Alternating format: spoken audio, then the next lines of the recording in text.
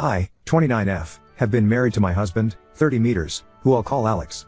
Alex and I met in college during our freshman year. We started off as just friends, and got married 7 months ago. I've gotten along with his family, but we aren't super close, but we're friendly enough. The problem is that Alex has begun to make me incredibly uncomfortable. Firstly, he's begun to ask me who I'm meeting with, where, what we plan on doing, how long every single time I leave the house without him. At first, I just thought he was being protective and a good partner just in case something happened, but then he started checking my phone after the visits, vetting and researching each of my friends as well. He also has been pursuing me to link my bank account to his, as he's in charge of the finances when he was perfectly fine with keeping them separate before. We fight about it almost every day. Finally, yesterday when he was preparing to go on a work trip for 2 weeks in California, he demanded I wear a tracker so he could keep an eye on me while he's gone. I can't do this anymore. I feel like I'm suffocating, and his family, who I've spoken to about his worrying behavior, just said he's being careful and protective as a good husband should. I need to gather my things together and find a way to be gone before he gets home without tipping him off. He's always threatened that if he ever found me cheating on him, he'd turn in divorce papers the same day. He keeps a filled out copy in his desk. I'm going to submit those the day I leave. But there's so much to do: Bergen, finding a new place to live, seeing if my job has any transfers available, packing and moving in 2 weeks. His return flight May 11th, so I need to move quickly. I'm posting here because I don't have any close family, and I can't risk dragging my friends into this as we share the same Freya. NDS. I just needed a place to vent, and ask if anyone has any advice on the easiest and safest way to do this. Edit. Oh my god, you guys are amazing. I never even thought to not use his divorce papers. I'll check for cameras before I start any packing or prepping. I may also shred his divorce papers just in case and look into getting a lawyer for myself. I'm in a no-fault divorce state, that much I so remember, which will help. The tracker he wants me to use is a small clip to put on the belt or waistband. I'll wear it unless I'm going or doing something related to me leaving. No pets yet, thankfully. Update 1. Some asked why I'd be hiding things from Alex regarding going out and who I'm meeting with. I don't, and I have nothing to hide. However, when he begins to then double check everything I tell him with the other people there, right down to each person I talk to and what I said. Did I send any text MSGs? Did I order food? How much did I eat? That's when it started to feel like I was slowly being pushed into a corner. It didn't start that bad, but gradually grew worse over time. All of the Reddit subs my in-laws' families are part of our related gardening and DIY, so I highly doubt they'll see this. If so, by the time they do, I'll hopefully be gone. I talked to my job and explained things to my manager. And they promised to look into openings in other states to see if they could get me into one. They'll have an update on that in 3 days. I trust that my bank account is secured, considering he's tried to get into it before and failed. I found one camera in the kitchen, another in the living room, and one in our bedroom. As such, I've left them in place for now and done all other planning, either in the bathroom pretending I'm taking a bath. I'm honestly staying away from the domestic violence services as my sister-in-law is unfortunately higher up in those, considering she volunteers there, and I have a feeling if I did show up there, they would know in a heartbeat. I can't look for apartments until I get the update from my work, but either or I'm still gonna be leaving the state. The day before I do, I will be changing my number carrier and wiping my laptop and all of his electronics before I do. I've met with 2 lawyers so far and had them look over the paperwork. My husband had prepared and both said that it did have some clauses in it. That could have caused me some trouble down the line. What alarmed all of us closed the fact that several of those clauses dealt with future children, and not as a hypothetical. Like several hairs suggested, I have a feeling he fully intended on getting me pregnant to keep me trapped and tied to him. There are 3 other locations my job could send me to, and I have, as a precaution, begun looking into all 3 cities and housing in the areas. Just in case one of those, this is the one they send me to. Even if they don't have an opening that they can push me into, then I will just have to quit, move and figure things out on my own. I have enough money to live and survive for a few months until I can pick up another job. Unfortunately, all of our friends are mutuals and would likely be unaware of the consequences of saying or sharing anything I do or say with my husband. I don't have any surviving close family, and obviously my in-laws are not a good resource to rely on. I am on my own, unfortunately, other than the wonderful bonds I've begun to make here. I will update again if I get more information or something else happens. Update 2. Good news. My work has an opening I qualify for that will not only shift me across the country, but also comes with a salary increase as well. I've started telling my in-laws and friends that I'm planning a surprise outing for when my husband gets back for just the 2 of us. This way, people don't give me odd looks if they see me out and about. I've even gone as far as asking Mill to show me his favorite recipes. Meanwhile, I've found a moving company that, while Mall is willing to work in a storm. The reason is in 5 days, we're supposed to get hit with a large storm front. I plan to shut off the breaker and say we lost power if he asks, just as several people here suggested, and even send him a short clip of the storm. I will have all of my stuff moved that afternoon, and I will be flying out once the weather has cleared enough to do so. I have a lawyer who will push my divorce through, and I've filled out the necessary paperwork so that I don't have to be here for it. I'm not suing for assets or alimony, and I've shredded his divorce papers as well. I've set up a cheap payphone plan through Cricket until this is all said and done, at which point I will find a new carrier, number and phone. This one is being wiped and left behind. My laptop is provided by my work, and the IT department inspected it thoroughly and it was clean, thankfully. No other electronic aside from my laptop and new phone will be coming with me. If Alex needs to talk to me, he can do it through my lawyer.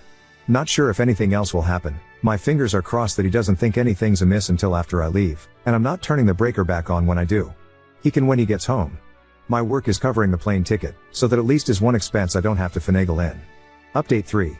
It's been a busy week, but I've gotten so much done. Firstly, I am now out of the house and am currently in a hotel while I look for an apartment.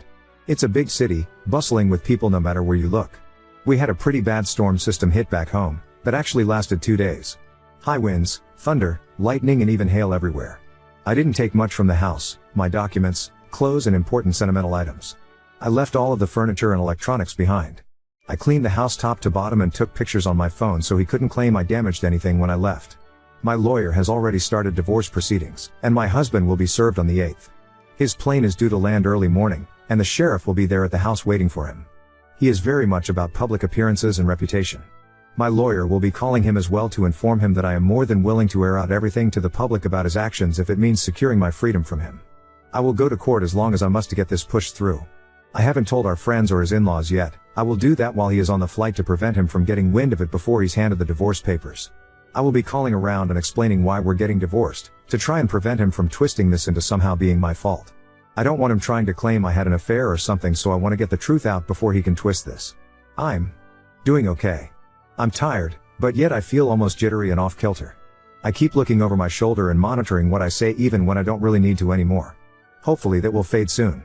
My work is covering the cost of the hotel, and I'm working on getting my other things in order. I also need to find a new GP as I want to get a full test just to make sure everything is okay. I don't know when my next update will be, probably when the divorce papers are filed or if we have to go to court to push them through. I will try to keep my head up, but it feels like I'm in a whirlwind or something with so many things to do and think about. I kinda thought it would be easier once I got out of the house, but while the fear is smaller, somehow the number of tasks only seems to have grown. Update 4. Sorry I haven't updated for a while, things got hectic and a bit chaotic honestly. Firstly, I'm working on getting an apartment still and have applications in at 3 different places and will hopefully hear back from them soon. I'm still going into work here at the new location, so I don't have to worry about earning through my emergency savings completely. I've gotten a lot of emails from Alex, his family and our old friend group asking question after question. I have only sent one return email to Alex, explaining that I don't believe we are truly compatible, and it is best we separate now. That his treatment of me when I'd done nothing to deserve as such was just as much of a deal breaker as cheating was for him. I ended the email with the statement that I would not be contacting him further and anything else he needed to pass on to me or vice versa would be done through my lawyer. For his family and friends, I just typed up one email outlining everything that had happened and why I left. I told them I wished them no ill will, but that such treatment of his wife and partner was not acceptable. That should Alex get remarried in the future, I wish they would help support both partners and not just Alex.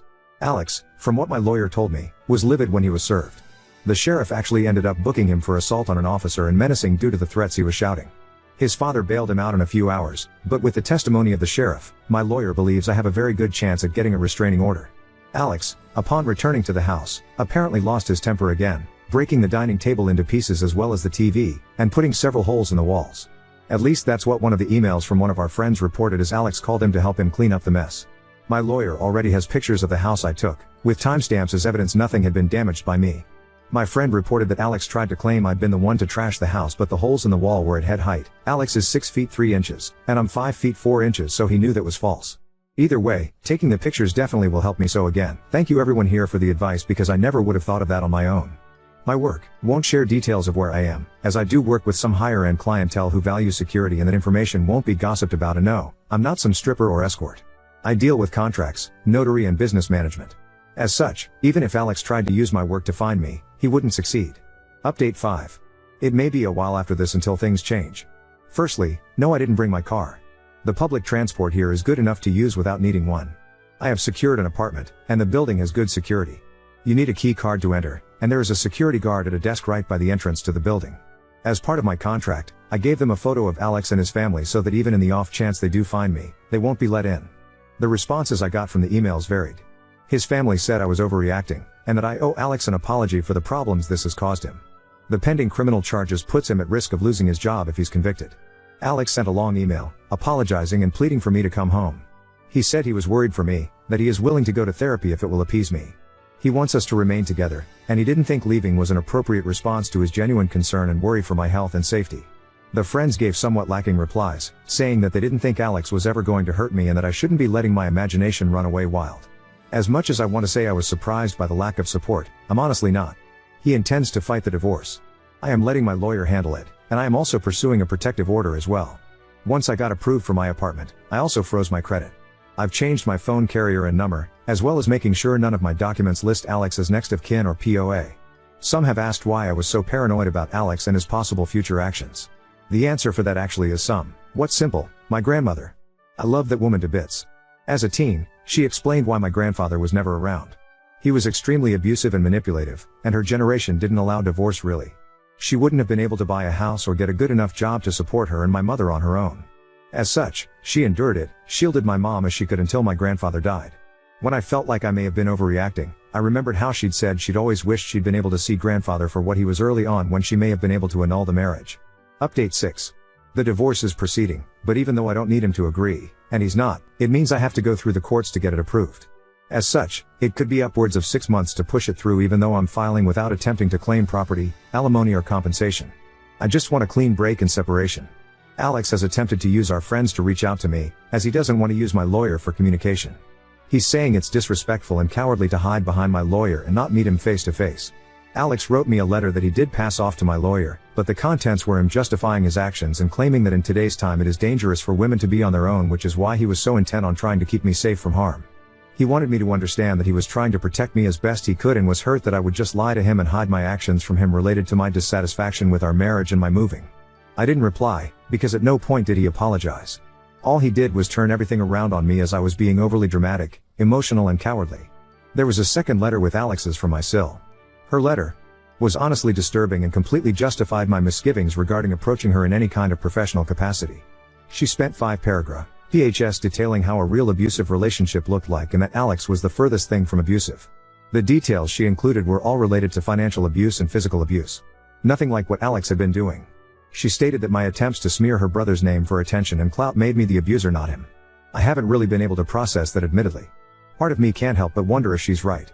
I mean, I blindsided him by leaving as I did and am refusing to speak with him at all. My old boss recommended that I look into getting into therapy after I moved, and I think I need to. I have had a hard time adjusting to being on my own. I keep censoring myself and haven't even gone out to eat yet. I always end up worrying about what if someone sees me, what if I get in trouble for spending my money on something frivolous. My lawyer is continuing to fight for the divorce, and I shouldn't need to be physically present in court. Any meetings needed between me and the judge can be done via Zoom. I'm trying to avoid confrontation with Alex and his family for now as much as I can and passed both letters to my lawyer in case he needs them. Our friends are mostly trying to avoid taking sides still, and I'm honestly approaching the point of just letting them go as well. I'm tired of fighting for them to understand at this point.